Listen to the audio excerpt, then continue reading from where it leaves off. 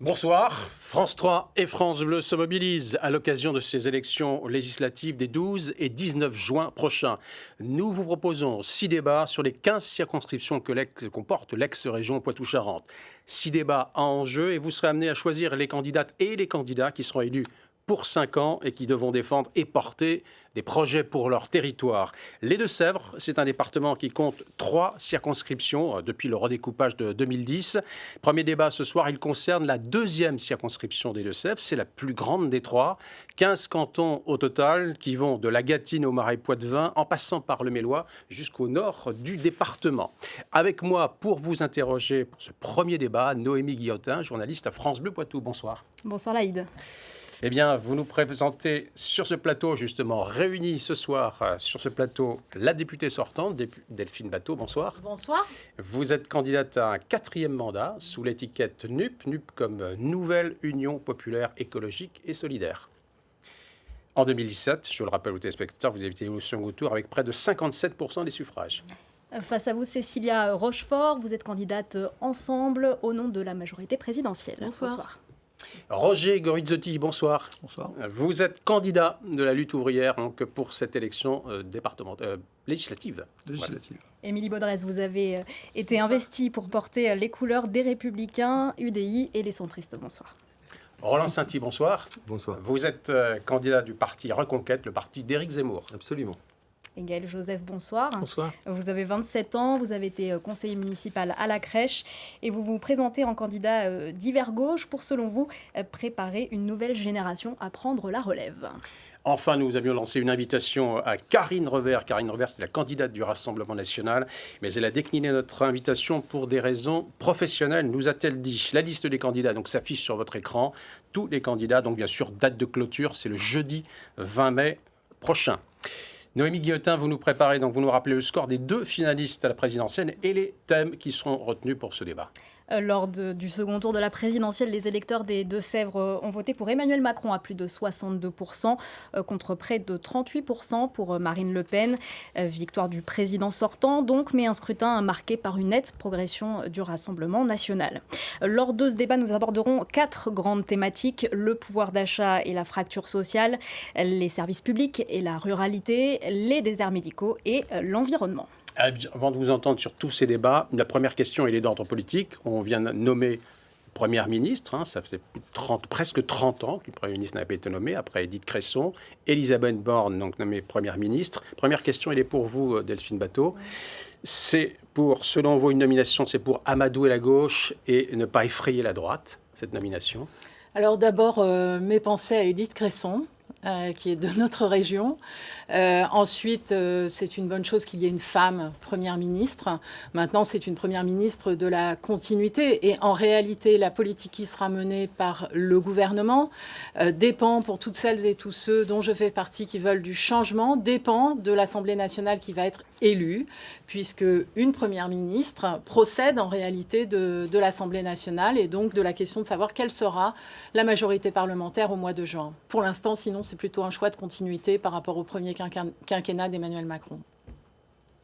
Cécilia Rochefort. C'est une femme, donc déjà, effectivement, première chose, premier point, clin d'œil aussi à Edith Cresson. Et puis, c'est une femme d'expérience qui a parcouru différents ministères, différents postes, à la fois aussi à la tête de grandes entreprises. Donc, effectivement, c'est quelqu'un qui saura, je pense, tenir la barre aussi, puisque le défi qui nous attend est colossal, et dans la continuité, certes, mais pour imprimer quelque chose qui est vraiment nécessaire et dans la continuité de ce qu'a annoncé Emmanuel Macron. Roger Gorizzotti, vous considérez d'abord que cette nomination, le fait que ce soit une femme, c'est un bon point, mais que le reste trouve-t-il grâce à vos yeux? C'est pas une question de genre. Homme ou femme, c'est la politique qui va être défendue qui compte. Et là, c'est vraiment un plat réchauffé. C'est un plat réchauffé qu'on va avoir du mal à déguster. Elisabeth Borne, jamais élue, haut fonctionnaire. Elle est candidate dans le Calvados. Oui, elle va tenter. Jamais élue. Haut fonctionnaire, elle est passée par des grandes entreprises, FH, la RATP, etc. Puis on l'a vu à l'œuvre. Voilà. C'est quelqu'un qui va appliquer scrupuleusement les ordres du patronat. Elle l'a déjà montré, elle continuera. Donc, aux travailleurs mobilisés de refuser ce plat. On continue ce tour de table. Émilie Baudrez, pour vous. cette Oui, nomination? Je peux que me réjouir qu'on ait une femme première ministre, même si, honnêtement, j'aurais préféré qu'on ait une femme à la tête de l'État. Après, bon, elle a l'expérience, elle a la stature pour remplir ce rôle. Maintenant, effectivement, le fait que ce soit sur la continuité, alors que Emmanuel Macron a annoncé un changement et une rupture, je vois pas où va être le changement si on prend les mêmes et qu'on recommence la même chose. Donc voilà. Après, elle se revendique être une femme de gauche. Ça me donne toutes les raisons de croire qu'il faut contrebalancer ce pouvoir et mettre le maximum de gens de la droite et du centre à l'Assemblée nationale. Monsieur Sainty, Roland Sainty, sur cette nomination, en quelques J'ai envie mots. de dire enfin une femme. Voilà. Maintenant, il n'y a pas besoin d'être un homme ou une femme pour être la secrétaire ou l'enregistre simple caisse enregistreuse des mesures de M. Macron. Enfin, Gaël Joseph, sur cette Écoutez, moi je lui nomination. adresse mes félicitations républicaines. Effectivement, 30 ans après la nomination d'Édith Cresson, c'est plutôt une bonne nouvelle. Maintenant, elle ne trompe personne à gauche et c'est une première ministre de droite, donc dont acte. Après, effectivement, avec ses anciennes prises de poste en préfète de région, on espère qu'elle aura un regard particulier sur les projets régionaux et notamment ceux de la 2e circonscription des Deux-Sèvres. Voilà pour ce tour de table politique. Noémie Guillotin. Eh bien, on va passer au premier thème maintenant, le pouvoir d'achat. C'est une préoccupation cruciale. Entre le plein d'essence, les courses, les porte-monnaies sont impactés, les porte-monnaies des Deux-Sévriens. Delphine Batho, vous proposez quoi comme solution? C'est le blocage des prix? Blocage des prix de produits de première nécessité. D'abord, première chose. Deuxième chose, en fait, ce qu'on est en train de vivre depuis avant même la guerre en Ukraine, c'est un choc énergétique extrêmement violent qui impose de rétablir les tarifs réglementés de l'électricité pour les entreprises et pour tout le monde. Voilà, parce qu'on a aujourd'hui des artisans, des commerçants, des PME, des collectivités territoriales aussi qui ne peuvent absolument pas suivre sur le prix des factures. C'est ensuite l'augmentation des petits salaires et des petites retraites. Voilà les mesures d'urgence qu'il faut prendre de façon absolument urgente. Sur la question du prix des carburants et des déplacements, moi, je regrette le caractère temporaire des mesures qui ont été prises par le gouvernement. Prolonger, en fait, c'est un pouce plus loin. C'est-à-dire qu'en fait, on n'est pas sur des solutions et des réponses qui sont structurelles. Par exemple, sur les prix de l'énergie, on ne peut pas continuer dans le système dans lequel on est aujourd'hui. Et il faut comprendre que l'énergie est une denrée fondamentale, un bien commun qui ne peut pas relever de la loi du marché. C'est la raison pour laquelle il faut aussi renationaliser EDF. Cécilia Rochefort, justement, vous entendez ce que dit Delphine Batho. Vous n'êtes pas, j'imagine, favorable à un blocage des prix. Il y a un paquet, on va dire, pouvoir d'achat qui est en préparation par le futur gouvernement, mais qui était déjà lancé par l'ancien gouvernement. Vous considérez que ça suffit ? Alors, on va voir, effectivement, ça va être discuté. Les mesures actuelles suffisent-elles quand on voit effectivement la hausse continue de l'énergie et des matières premières et des denrées? Les mesures actuelles, bien sûr que non, puisqu'en fait, on a cette inflation qui va augmenter. On a aussi cette croissance qui est quasi nulle. Donc, on a cet effet ciseau qui fait que on est dans une situation compliquée. Pour vous? Alors là, celle qui se profile et celle qui a été annoncée, qui sera évidemment à débattre à l'Assemblée nationale, au Parlement, ce sera celle de l'allocation à la source. Ça, c'est déjà un bon point.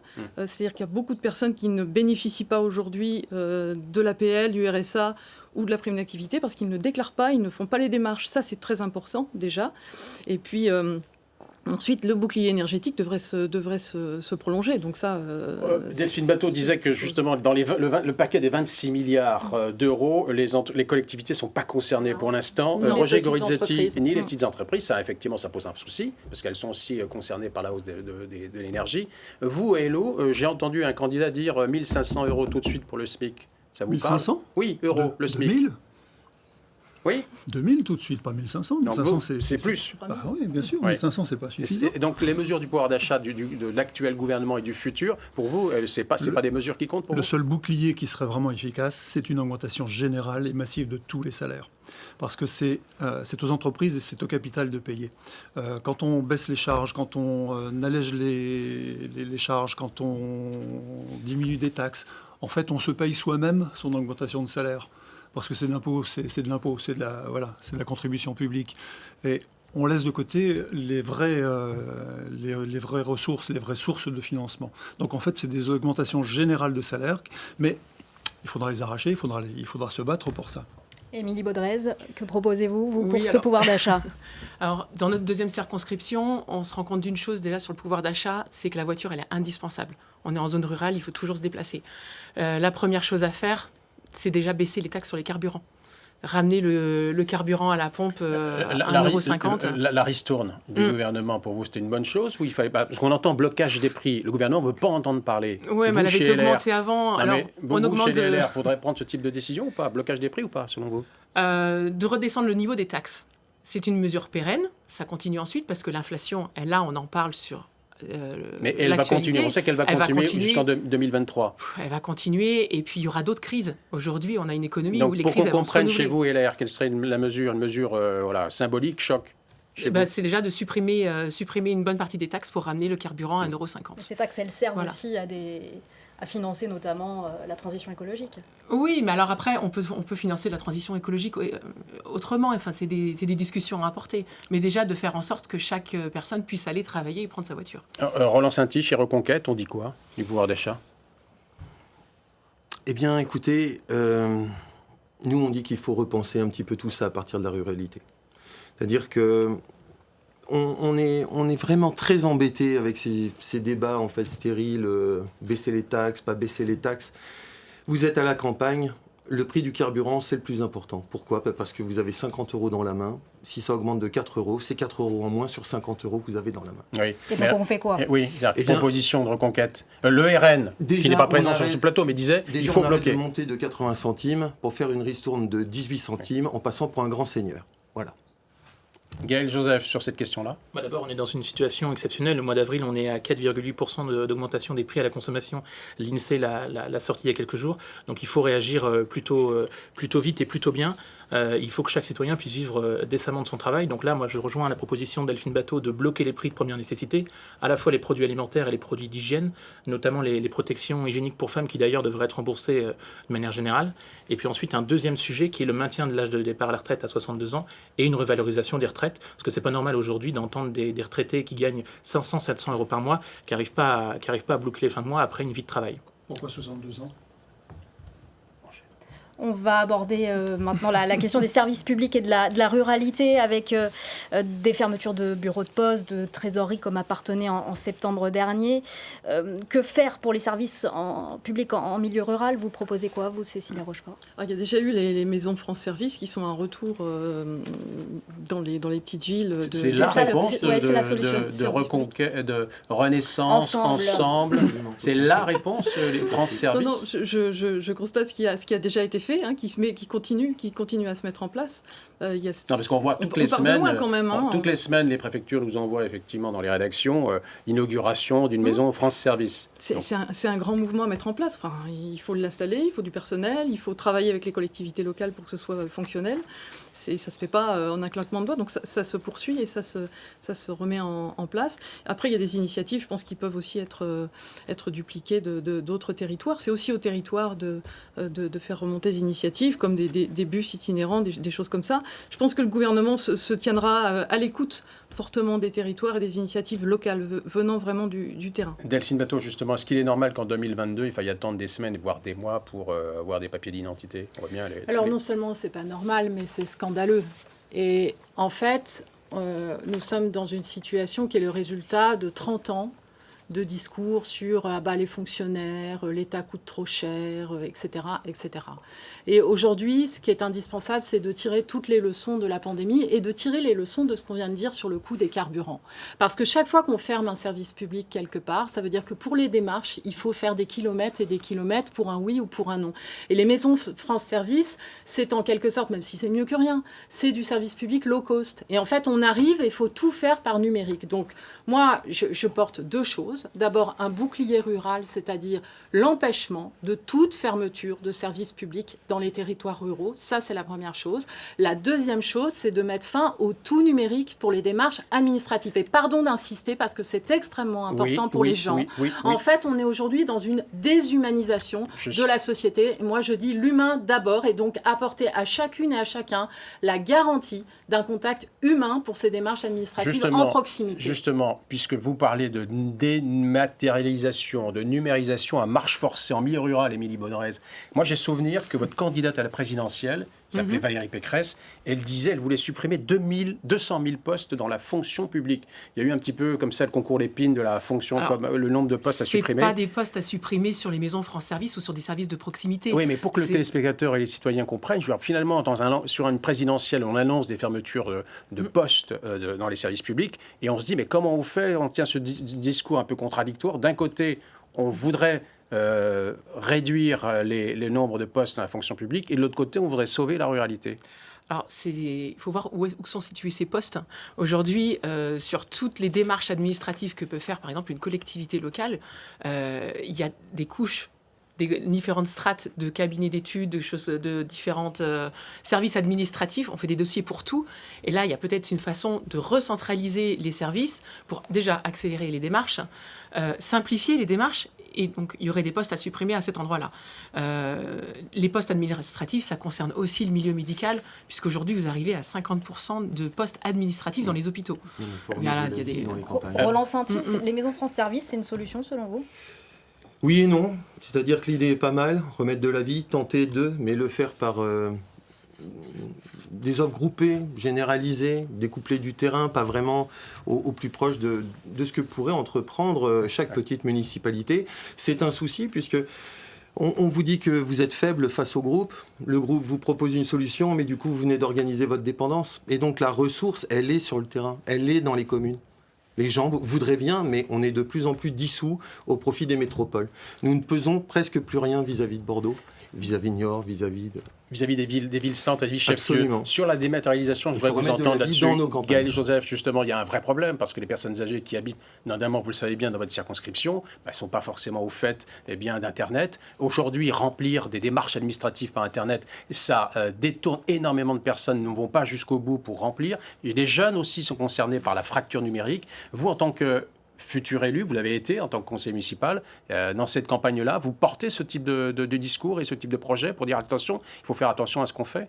Oui, tout à fait. D'abord, il y a une expérience malheureuse, celle de la crèche avec la fermeture en 2018 de la trésorerie, donc on l'a vécu durant ce mandat-là. Et puis ensuite, effectivement, moi je voudrais saluer le travail de toutes les municipalités qui s'engagent partout sur le territoire, à la fois pour accueillir des maisons France Service, et puis aussi pour accueillir les postes qui aujourd'hui ferment, et donc les relais postaux. Mais l'accompagnement, il est où là? Parce que finalement, il n'y a plus d'accompagnement. Elle est où l'humanité là-dedans? Il n'y a plus d'accompagnement. L'humanité, c'est la secrétaire de mairie qu'on va voir. Et d'ailleurs, je salue effectivement le travail parce qu'on va aller la voir pour n'importe quelle démarche administrative. Et là, il y a un travail de formation à faire qui aujourd'hui est assuré par les collectivités et qui doit être assuré par l'État. Le temps passe très vite. On passe à notre troisième thème, les déserts médicaux. Quand on ne trouve pas de médecin traitant, quand il faut faire des kilomètres pour aller se soigner.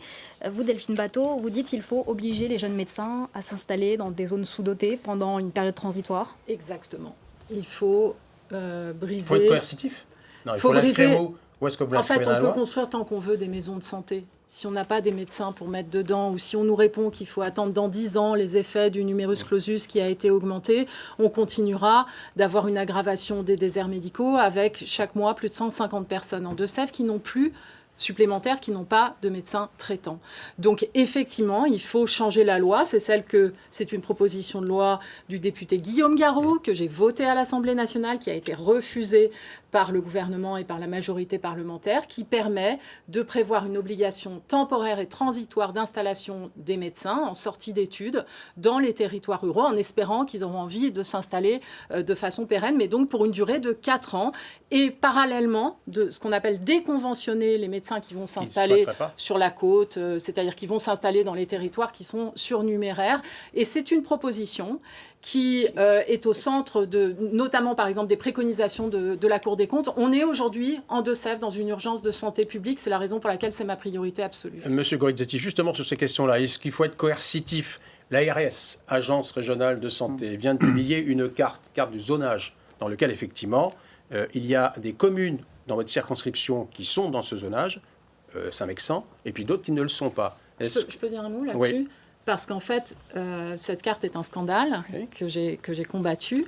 Et en fait, pour qu'on comprenne bien, en fait, il y a un mécanisme de plafonnement. C'est-à-dire que même si on a plus de déserts médicaux que ça dans les Deux-Sèvres, on nous dit non, vous aurez que cette proportion-là de territoires prioritaires. On est d'accord. Parce qu'il faut servir tout le monde dans la grande région. C'est un gros problème d'ailleurs. Oui, c'est un gros problème. Organisatif. C'est pas le problème simplement des déserts médicaux. Mais c'est le de problème- l'organisation de la santé en milieu rural, justement. Et l'ARS, Oui, par ce type de carte, en gros, elle déséquilibre les territoires au sein même d'un même département.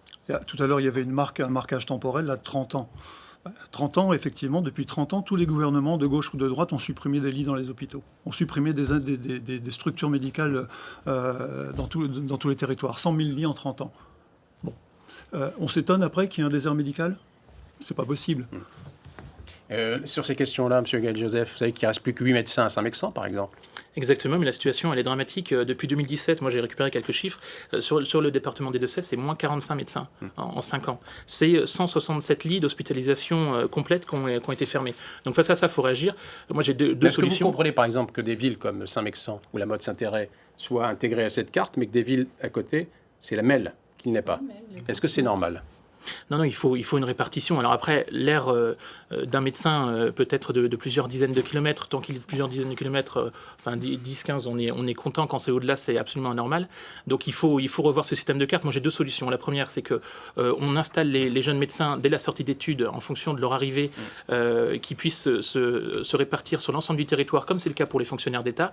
Et puis une deuxième solution, c'est de salarier les médecins. C'est ce qui est fait en région Centre-Val de Loire. On salarie les médecins, on propose. Donc ils ont un contrat public de 35 heures, ça leur permet de garder leur week-end, de garder leur soirée, et ils vont dans des territoires de déserts médicaux, et ça permet de... On enchaîne avec le thème suivant, qui est l'environnement, et je vous donne la parole, Émilie Baudrez, Cécilia Rochefort et Roland Sainty. Allez. Oui, on va évidemment parler des bassines et des retenues d'eau. Avec la sécheresse, le département est en seuil d'alerte. La bassine de Mosée-sur-le-Mignon qui est entrée en fonction. Faut-il construire plus de bassines, Cécilia Rochefort ? Ah oui, alors il y en a effectivement dans ce fameux protocole qui a été une première. 16 dans les Deux-Sèvres, dont 9 officiellement validés. Tout à fait. Donc cette coalition, les agriculteurs, les associations, certains élus, oui, qui sont partis aussi, comme vous d'ailleurs, qui l'aviez signé à l'époque, c'était vraiment une avancée majeure. On se met en commun pour dire comment on fait, comment on trouve des solutions pour apporter de l'eau pour en période de sécheresse. Vous êtes pour les retenues de substitution, comme on les appelle quand on est pour, ou bassines quand on est contre? Oui, je suis tout à fait pour Voilà, c'est ce que je voulais vous entendre dire. Par contre, sur le moyen et sur la gestion de cette chose-là, actuellement, c'est la COP de l'eau qui gère ça. Ce sont des agriculteurs qui se sont mis en commun, qui en supportent la charge et la polémique et tout ce qu'on peut suivre aujourd'hui sur ce sujet-là. En Vendée, c'est pas du tout le même modèle. Les pouvoirs publics se sont emparés.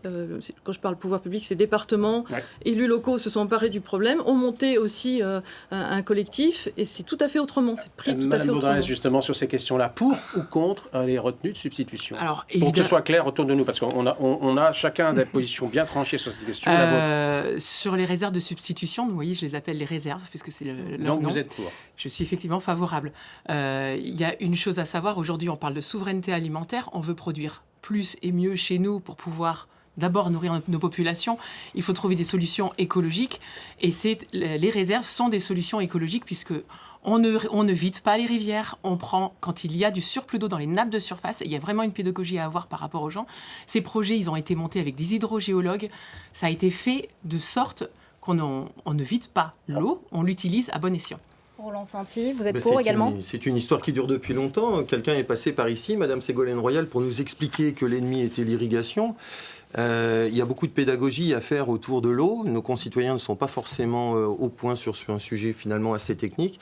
Mais on a la chance, notamment dans le coin de Celles-sur-Belle, d'avoir quelques spécialistes.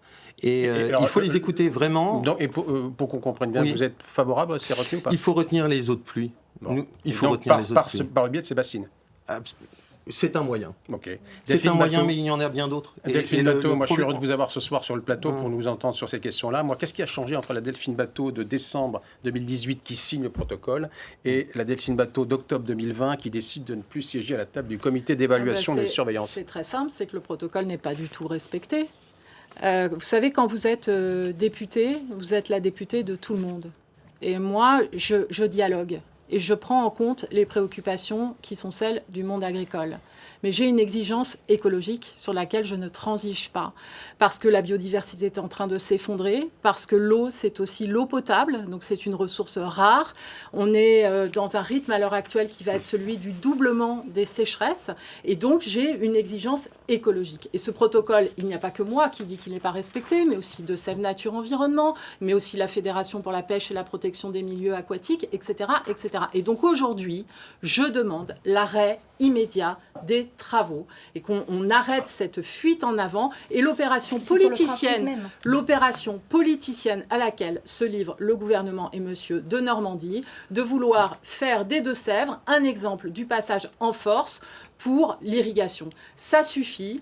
Je suis pour le calme, je suis contre la violence, mais je suis pour l'exigence. Il y a l'établissement public du Marais Poitevin qui est chargé de... Votre gouvernement le détruit, l'établissement. Non, il est chargé de... Il est chargé... Le gouvernement vient de le détruire. Malheureusement, messieurs et dames, c'est la fin de ce débat.